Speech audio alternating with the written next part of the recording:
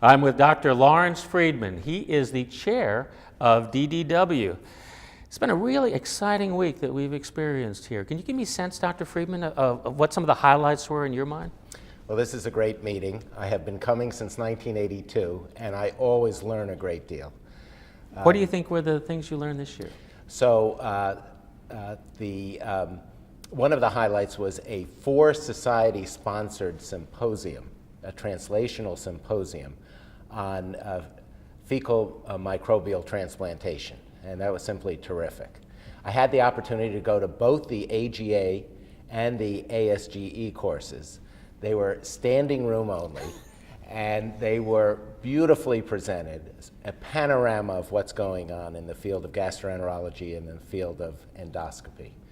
I dropped in on the Liver Society presentations, and as you know, there's so much exciting work in hepatitis C now, and with the advent of all oral regimens for hepatitis C, this is really a new age of treatment. And I even look in on my surgical colleagues. I understand they had a debate about the Affordable Care Act, something we're all talking about. So there really is something for everyone at this meeting, and I tried to get some of the highlights.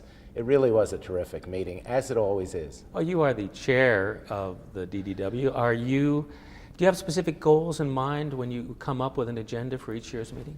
So I have always thought about this meeting from the point of view of the attendee. I want to make it as comfortable, as informative, as easy to navigate as possible. So over my tenure, we have really aimed at collaboration among the 4 societies.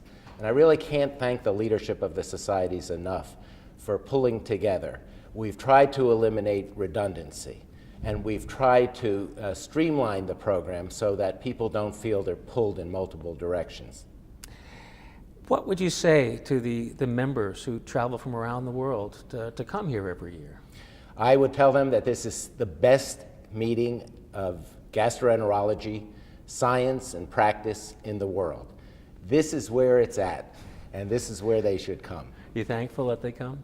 I surely am.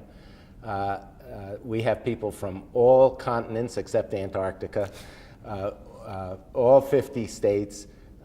This really is the gathering of gastroenterology. You've been doing this, you've been DDW chair for 6 years. This is your final year. What changes have you seen, and what do you think DDW will look like in the future? Well, I'm very pleased with the way it looks now. It's still a robust, vibrant meeting. We went through some challenging times because of the downturn in the economy, and we were able to restructure the meeting to make it financially viable, to make it attractive, and to make it convenient for attendees. And I think that sets the stage for great success going forward. One of the most gratifying developments has been the joint plenary session conducted by the AGA and ASGE. They have always had terrific plenary sessions independently, but last year we combined them into a super plenary session, and this year it was better than ever. The pace of change is accelerating so greatly in hepatitis C, different endoscopic techniques, all areas of GI disease. You think DDW can keep up with that rapid pace of change? DDW has to keep up, and it will keep up. We have terrific scientists, clinicians, and educators among our members and attendees, and I have every expectation that this meeting will be vibrant going way into the future. Well, I have no doubt that 15,000 people who come here this year, come every year, are very grateful for what you've done over the last 6 years. Thank you. Well, thank you very much. It's been my pleasure. Thanks, Dr. Friedman.